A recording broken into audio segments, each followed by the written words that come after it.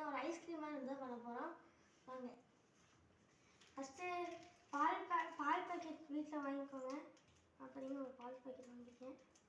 கழுவிட்டு இந்த மாதிரி ஒரு பவுலில் ஃபுல்லாகவே ஊற்றிடுங்க.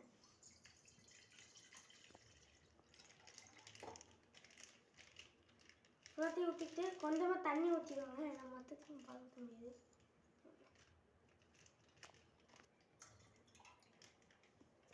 ஓகே, தண்ணி ஊற்றிக்கலாம். ஓகே, தண்ணி பால் பாக்கெட்டில் கொஞ்சமாக ஊற்றி நல்லா குளிச்சுக்கோங்க. இங்கே வந்து சொல்ல பண்ணுற வேலை தான் இது.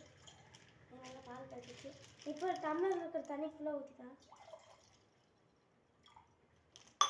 ஊற்றிட்டு நான் வந்து பாதாம் அப்புறம் திராட்சை எடுத்து வச்சுருக்கேன். பாதாம் வந்து நல்லா தட்டி அரைச்சிக்கோங்க. திராட்சை சும்மாவே எடுத்து போட்டுக்கலாம்.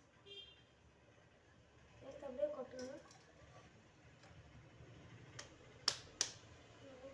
நீங்கள் வீட்டில் வந்து தாளிச்செல்லாம் தாளிச்சிடாதீங்க. தாளிக்காமல் பண்ணணும், அதுதான் நல்லாயிருக்கும்.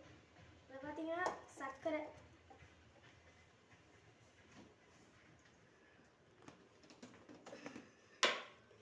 உங்களுக்கு தேவையான சர்க்கரை எடுத்துக்கோங்க. நான் வந்து தேவையான போட்டுக்கிறேன்.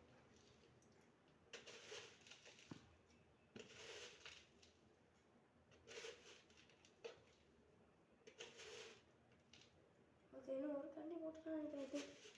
சர்க்கரை பற்றினா போட முடியாது. இன்னும் போட்டுக்கலாம். நான் பார்த்தீங்கன்னா டோட்டலாக 8 வந்து நல்லா கலக்கிக்கலாம். ஸ்பூன்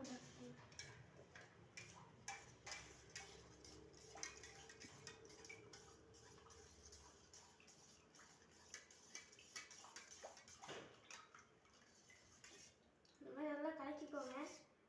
இதில் பார்த்தீங்கன்னா பாதாம்லாம் வந்து அப்படியே மேலே தெரியணும். பாதாம், திராட்சை, உங்களுக்கு முந்திரி வேணால் முந்திரி ஆட் பண்ணிக்கலாம்.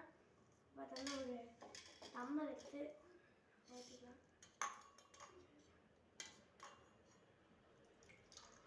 இது அப்படியேவும் குடிக்கலாம், இல்லை ஃப்ரீசரில் வச்சு ஃப்ரீஸ் பண்ணியும் சாப்பிட்லாம். நல்லாயிருக்கும். ஸோ பார்த்து ட்ரை பண்ணுங்கள். நானே இன்னும் சாப்பிடல.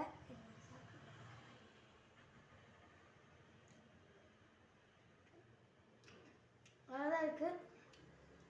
பால் மாதிரியே இருக்குது. சரி, நீங்கள் வீட்டில் பார்த்து ட்ரை பண்ணுங்கள். நல்லா இருந்துச்சுன்னா கீழே லைக் பண்ணிவிட்டு கமெண்ட்லேயும் நல்லா இருக்குன்னு சொல்லுங்கள்.